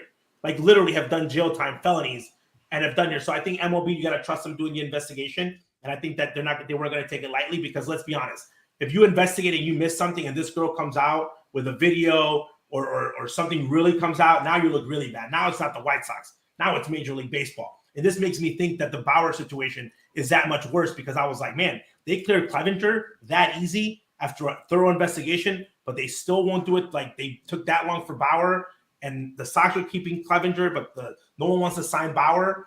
The talent level is very different. One's costing 12. The other one you can pretty much get for free with a McDonald's, in Major League Baseball terms. So incredible. That's what I'm being serious. I'm like, that case now, I'm like, there must be some things in that case that we don't even want to know what's in there, because how crazy it is. But I think Mike Clevinger, he's got to just take every day and show us that he's not that person, okay? And that it was a misunderstanding between couples, and that hopefully none of that happened. And again, I don't think the media's going to apologize. I think fans are still going to hate him. They're going to hate him. And just hope that you're a White Sox fan and that Mike Clevinger is not pitching Game 7 of the World Series or Game 163, and you have to be at home deciding if you're going to root for him or not, okay? Because you're going to have to make a hard choice. But he's going to come out, and I just want to see his pitching performance now, and hopefully he gets better off the field. And the girl said, I just want him to get help. Maybe this is a cry for help from her. I want him to get better. By the way, he is still the father of her kid. That doesn't stop him. So that hopefully they find, a way to reconcile and as adults and figure it out. But again, I'm with Jay. I feel like a lot of people were like hoping that this was a true story and that you were going to ruin a career. And this poor girl had gone through that. I don't blame the sport for having the girl. I think it was great to giving her chance to speak and have a voice. But I do think that Clevinger has another shot at playing baseball again. If he messes that chance up, then that's a different story. But the White Sox, again, they were right. They still overpay for him. I think so. 12 million is a lot of money, but we'll have to wait and see what they have, because he has a huge upside. Yeah, and I just wanted to point out that Major League Baseball doesn't play with a situation like this. Roldis Chapman, Addison Russell, Roberto Ozuna, Marcelo Ozuna, they all got popped immediately. So if Mike Clevinger was in the wrong, MLB would have sniffed that shit out right quick. He wouldn't have pitched for the Padres.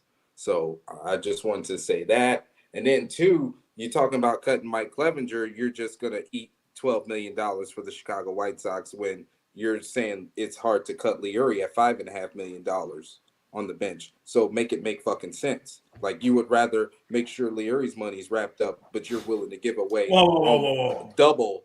You willing to give away double on Mike Clevinger just because of a fake investigation that just came out. Now he's playing baseball. By the way, Larry, first of all, why? How did my guy Larry get into this whole? Because I mentioned earlier about cutting Larry and his salary. It's different to cut a guy because of on the field and off the field. Those are two totally separate. First of all, I'm going to go out here and you do not cut the franchise player. I want more respect. Larry Legend. Larry Garcia has been with the White Sox as long as we're treating Abreu with disrespect in this week. So I will not take more disrespect to the second biggest franchise player on the. By the way, if anything, if it goes on the record on years in the big leagues, well, Larry, I guess then Larry's is the leader now because he's not getting a statue. So get that out of your head right now. I'm not saying he's getting a statue. I'm just saying like he's the longest tenured player on the White Sox. So you respect him for that. He's like the fifth longest tenured in the whole organization after like Jerry, Rick, Kenny, and like Brooks Boyer. Yeah, by the way, so he needs to have respect on there. By the way, I'm gonna say this right now off the bat. There's two way different reasons of why you cut someone, and the fact that the Chicago White Sox, the White Sox are not very good at putting baseball teams together historically, but on everything else, they're very good. They're very good at the PR game. They're very good at knowing what's going on in the back scenes. People might not think that they are. They're very good at that. They've been around. Now, as of lately, things have gone out. They're very good at controlling. There's still plenty that's happened the last couple of years that nobody knows about. That nobody knows about. And again, so they're very good at that. That's more damage control than like good PR. Correct. That's what I mean. Damage. So that's what I mean. So the fact that they didn't go out and by the way, they had a meeting. Jerry, Rick, Kenny, Brooks Boyer, everybody, Scott Reifert, the leaders. They're sitting there and saying, they're looking at numbers and saying, is this worth the risk? If the White Sox knew, okay, that there might have been a chance, like that this was going to backfire on them, trust me, they would have said, cut ties. We'll figure out the money situation later. Maybe we won't release a guy in the middle of the year. Maybe we won't sign somebody make a trade in the middle of the season. Maybe we go with one more minor leaguer. We go with one less coach. They would figure it out financially. But from their storyline and the pressure that they were going to get, trust me, there's enough power within the White Sox organization to know what Major League Baseball was investigating. You don't think they know somebody in Major League Baseball saying, hey, how's the investigation going? Hey, dude, this is bad. Like, get rid of him ASAP. Okay, so the fact that they were able to handle all that the way that they did, I know as fans, everyone's mad. No Sox fest, the White Sox, when they do this, the Tony thing. By the way, DUI, domestic violence. Tony got a DUI at like 75 years old. This guy's a player, very different. Again, they knew about Tony. It wasn't like it was more of a legal thing. There wasn't, Tony hadn't gotten in a drinking and driving accident and hurt somebody, and the person's coming and blaming Tony. I know that people are still upset about that, but this is a very different situation. Had there been a chance that the White Sox were going to look really bad, I think they would have cut him right away. Way different cutting him for performance than you could be making $100 million. Dude. If they think that you're going to hurt their brand, they'll just cut away and figure out how to deal with the money. Yeah, that's what I was saying. Like, at least they did their due diligence waiting this whole thing out, because they could have did the knee-jerk situation. Like, there's a lot of fucking teams out there that would have just cut Mike Clevinger right when shit started getting hot. I would have. The pressure. Everybody was talking. But I'm saying, though, the pressure, like you have a brand new manager, okay, that literally, like, it's just the hardest thing to do. He has daughters. Like, he literally walked into the press conference with his family. Like, I'm sure he wasn't thrilled about this. You have all this pressure from the media. Oh, you got to do the right thing. You haven't done the right thing in so long. You could easily say, you know what, cut this guy. Not to mention, he never wore a White Sox uniform. So you're like, this guy's never worked for the White Sox. Cut him. You don't owe him anything. But they stood their ground. And again, I know people are upset. It worked out. And now he's got to do the part. He's got to perform off the field and be a good human being. Okay, and he's got to perform on the field to be able to make that $12 million worth it and be more on the Lance Lynn side on player signings than any other player that the White Sox have signed that they've had issues with. Something to keep in mind, when Major League Baseball released this statement saying that, the process was done, they're not going to discipline him, they added in there, he submitted to all the evaluations, like this was all part of the collective bargaining agreement. He has totally agreed to comply with everything Major League Baseball asks of him. I think he's probably acknowledged he needs to make some changes off the field. We know that there was the incident with him and Plesac, and now these allegations. There's a number of things off the field that raised red flags for Rick Hahn and the White Sox. Hahn acknowledged they did their due diligence. Nothing in regards to this specific allegation came up in that. This was something that popped up, I think, now, 10 months ago? So that would have been June-ish, May or June of last year. They did what they needed to do. They thought that was over. It popped up again before spring training, and now theoretically it's done. Clevinger's got to comply with anything Major League Baseball needs in regards to whatever evaluations are part of this process. We're not downplaying the allegations. We're not downplaying the seriousness of domestic violence, domestic abuse. The issue in this situation is that people were so quick to jump to conclusions and say, get rid of him, cut him, he's got long hair, he's a bad teammate. Okay, those are all things that do not even come close to the equivalent of a domestic violence case. Everyone seemed to have done their research and came to the conclusion that there was not enough there. That doesn't mean that he's innocent. It means that there's not enough there. But you can't hold that over somebody.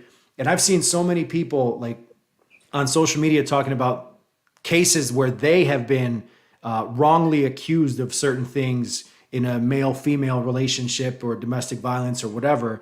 And they were completely innocent and found innocent, but that cloud hangs over you forever. And that's, to me, the thing that is a little bit unfair to Clevinger. I think he wants to focus on baseball. He's agreed and he complied with everything. Like, from what we know in the public, he has done nothing wrong to deserve any of this ire that he's gotten.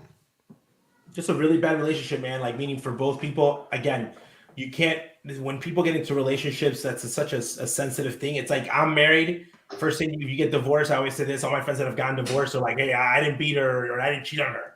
It was mutual. We didn't like each other, because you don't want rumors to go out. That's because you're going to get judged, futuristic wise. And again, I think that unfortunately he's had a kind of like a bad reputation. I don't know why, because I think the whole Plesac thing and that was like part of just because of a dumb rule that they had implemented at the time. I guess they had lied about it. But again, completely different to what he was being blamed for this time. This is a very, very more serious allegation. Something that this would have been 35 years ago. I would have been like, okay, I can see the league not really caring because it was not something that was in the forefront of what they were dealing with on a consistent basis. Nowadays, they don't play around with that. This is something that, there's if you make one, there's a phone number, by the way. If you make one phone call and you say this happened on this date, to this player with me, there's a case that's open. Like, they'll investigate and find out if you're full of BS. But like an investigation, like they at least look into it to see. And then once they know something and say, we're fully going to investigate you. So again, we got to move on from it. I know that fans are going to remind them all the time. You got to be mature about it and be able to, talk more baseball instead of this off the field situation. As far as White Sox baseball goes, his arm is looking healthy, and that's all that matters. You should cut his hair. You know what? I want to know RPM, spin rate. No, by the way, no StatCast. How do you not have StatCast like for the information for all spring training games? What is this? What did you want? It's proprietary in spring training. Only the teams got it. For Oscar Colas infield singles? What are you asking? The 14.9 miles per hour. They weren't hard. Trust me. Yeah, no, but I'm just saying that I was just disappointed because I was actually going to go in there and compare like Burns versus Lynn, and obviously because they had been pitching well. Again, I was just going to look at I thought it was just provided for every single game. I think it's got to be. It's all built into Major League ballparks, as far as I know. So no, it is. So I'm sure. Yeah, most stadiums probably don't have it in the minor leagues. Like, you're poor, right? All right. Before we wrap up episode 2, we got the World Baseball Classic coming up soon. Yoan Moncada and Luis Robert have already left to go represent Team Cuba. We talked about Lance Lynn, who will be on Team USA. I think the White Sox in total have 8 guys. Jose Ruiz is going to be part of it. Tim Anderson. I'm missing a couple guys, but we wanted to go back to that bounce back poll, Jay, if you can pull that up, because the winner of the poll was Yoan Moncada with a third of the vote. I know he's your boy. He had an exhibition and hit a bomb.com the other day.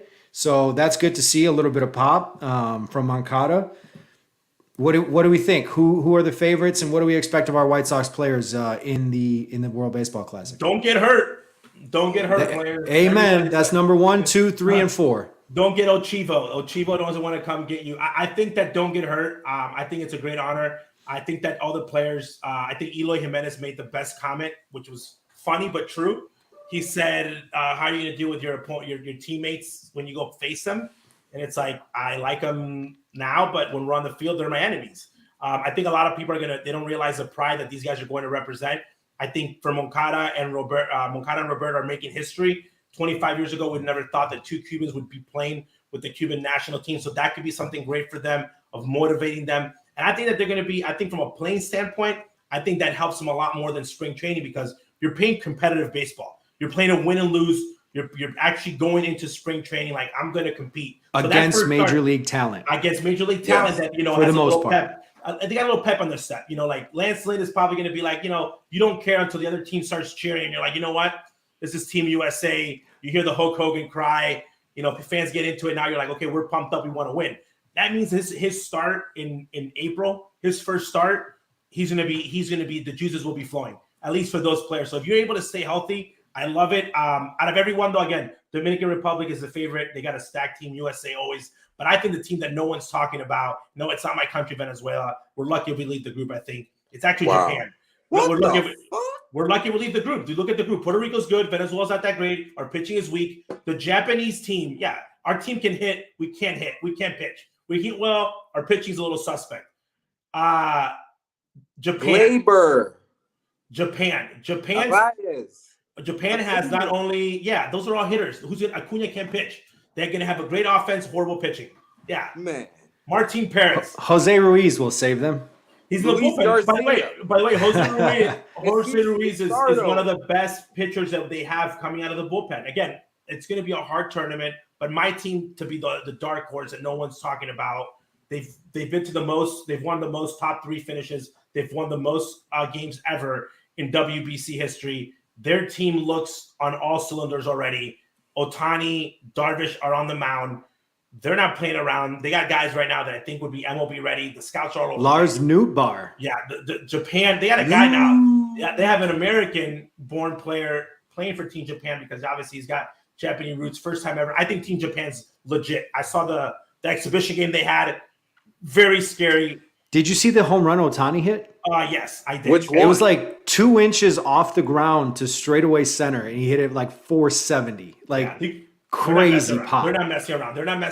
And then they got the guy, the left fielder from Boston, Masataka Yoshida, and he had an RBI double too. I see. We don't talk about the Red Sox on this show. No, we don't talk about the Red Sox on the show. This is the Blackout show, not the Red Sox show. Yeah, wow. We don't cheat. We don't cheat on Sox. But I just think the tribe then, Junior. Did I hear? Did I get an El Chivo reference earlier? Did I hear that? I did. I said okay. That's one per episode. I'm just saying that you don't want that Chivo to find you. Again, I think that staying healthy. And this is the thing, man.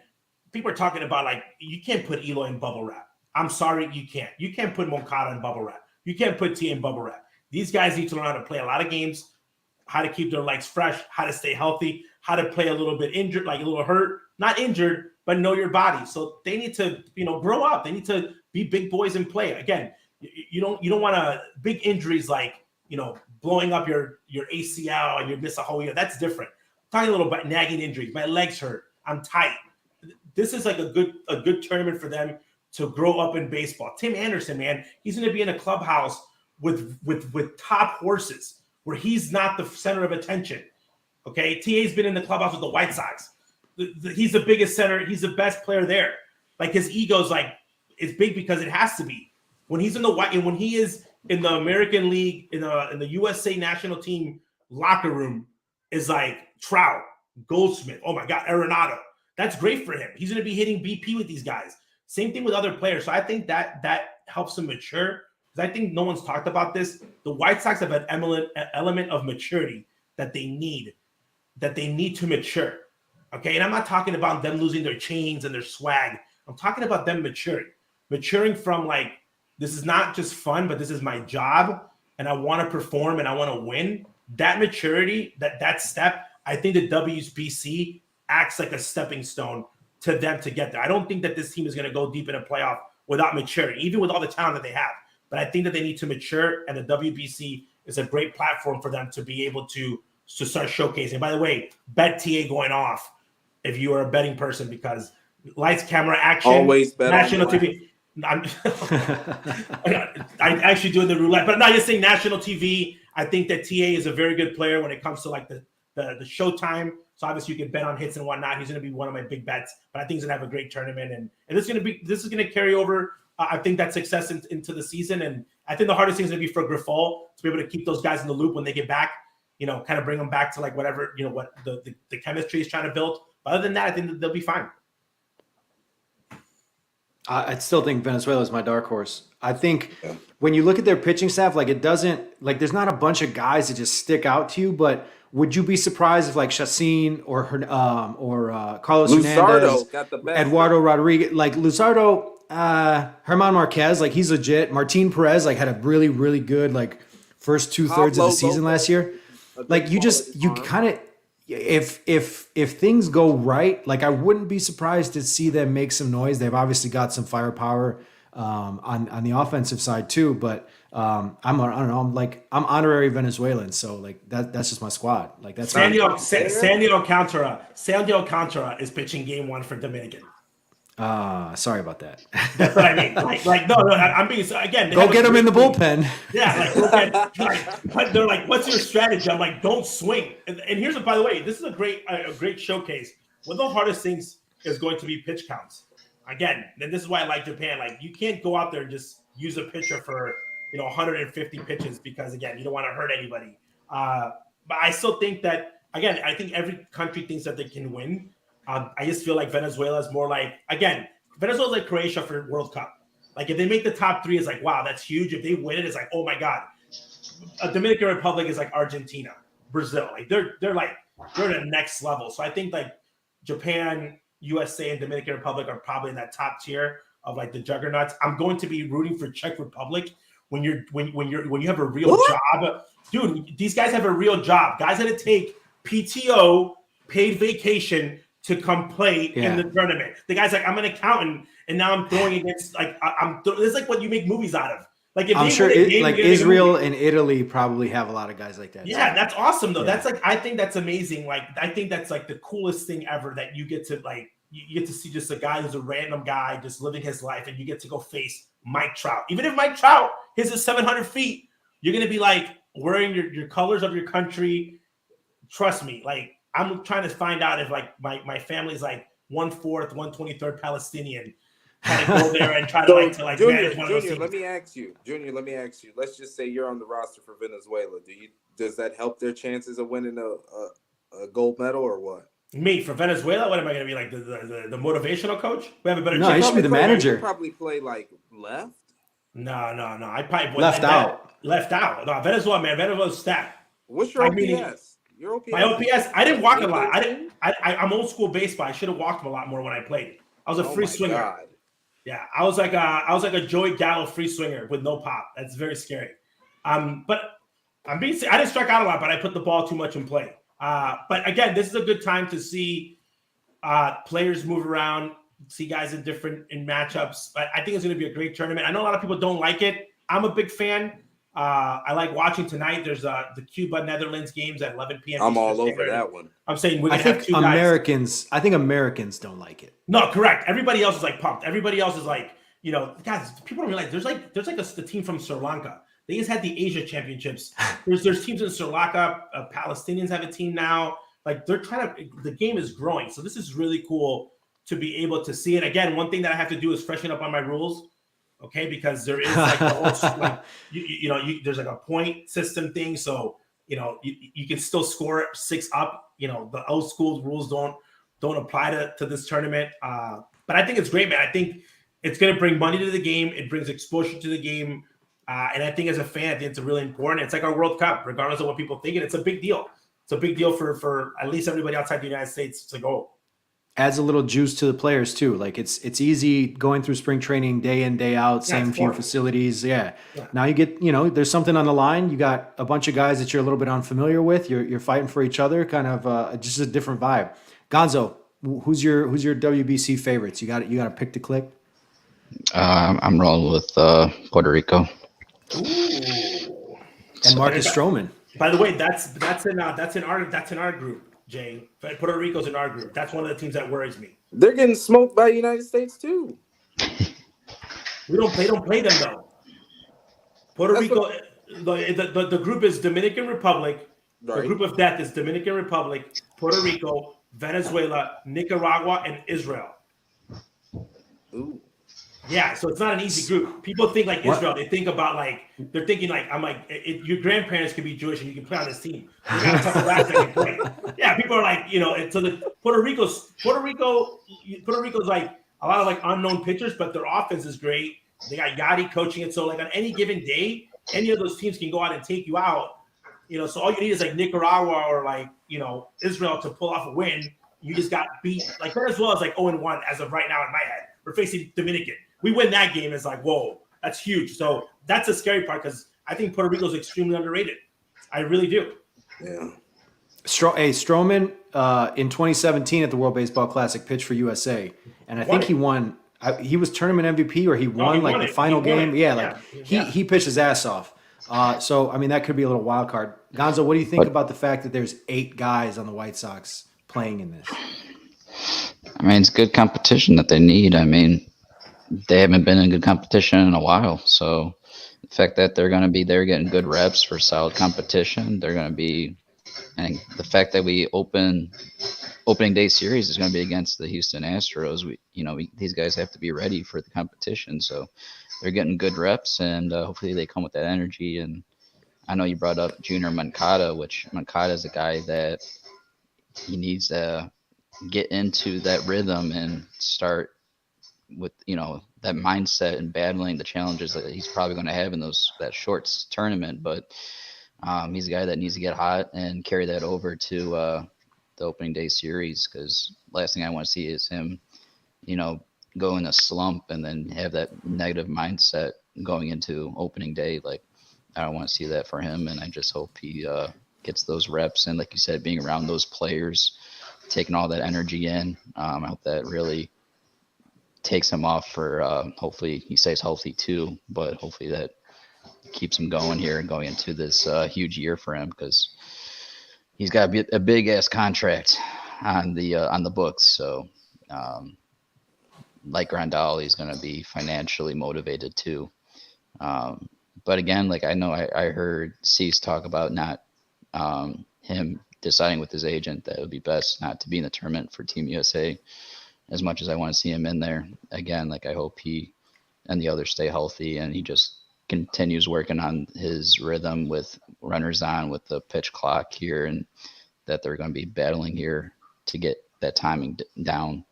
Because for me with Dylan, it's not about what the stuff going into this season. I think it's more so of these new rules that could get him frustrated in the game. So altogether, I'm hoping for the best here, because again, with spring training, with all these guys at the World Baseball Classic, you're going to see a lot of these prospects getting a lot of reps, and that's what gets me excited to watch guys like Ramos, Colas. I know Montgomery just got booted out of the 40, but there's some other guys on that list that you'll be seeing that it'll be nice to watch them reps here in Arizona than elsewhere. All right, last thing before we get out of here tonight for the Blackout Show in episode 2. It's our Stone Pony tweet of the week, and we got some sad news, but let's roll the clip.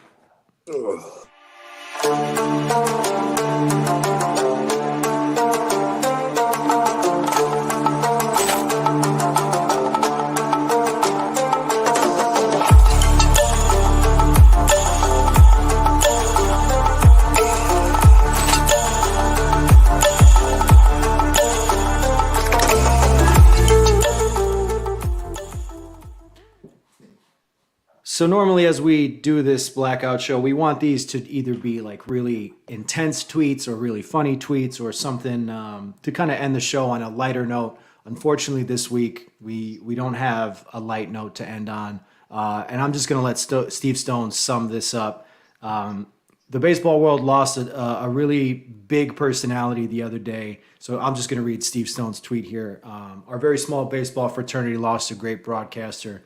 Dave Wills spent 11 seasons with the White Sox, was the radio play-by-play voice of the Tampa Bay Rays. Dave always greeted us with a big smile and a booming voice. He will be missed by all who knew him. Dave Wills, for those of you who don't know, did White Sox radio, before Chris Ranji was White Sox radio. He was there actually for Ozzie Sr.'s first year as manager with the White Sox before he went over to Tampa in 2005. I want to say 9 seasons of White Sox radio. He's a local guy. I think he grew up in Oak Lawn, went to Elmhurst College. One of the all-time good guys in the game of baseball. A very, very tough loss for the game of baseball and for White Sox fans and for the city of Chicago. Rest in peace to Dave Wills. The Rays, the White Sox, all of the baseball community will certainly miss him. Steve Stone kind of summed it up perfectly there. It's really tough when one of the really good guys that nobody has anything but great things to say about him dies, and he was only 58 years old. Sad story. Fun guy too. Fun guy. Awesome dude. One of the only guys I think that we probably would have wished that would have been there in 2005 because he was so much fun that first year. And then obviously every time we went to Tampa, and again, he's a local guy. We see him, all the local stuff. And I think that I didn't realize, again, I had a personal relationship with him as my family. I did not realize until he passed away I always knew that a lot of people that liked him that I was friends with him. That was a well-known thing, but I did not realize how much he was respected amongst the people in the industry, how much he had helped younger guys that are now full-blown into their career. A lot of guys that, they were talking about how, they had talked to him, they had worked with him, they had done stuff with him. So that was awesome to hear because, again, that means that he was the same person always through and through, which is really cool because, again, when you have everyone writing and tweeting about you and in that way that, you meant a lot to a lot of people. Yeah. And it's like, I was talking to somebody earlier, like broadcasting in baseball is very important. The acoustics of the game, like people associated Dave's voice with the game of baseball. It's very rare that you get that. We talk about Benetti and how he's not like really a baseball like broadcaster. When you heard Dave's voice, that was really the sound of the game. And like I growing up, I was a little bit beyond his years in Chicago, but the way you guys talked about him and the way Stone Pony broke it down, it was like this guy meant a lot to the airwaves for the team. So it's a big loss, man.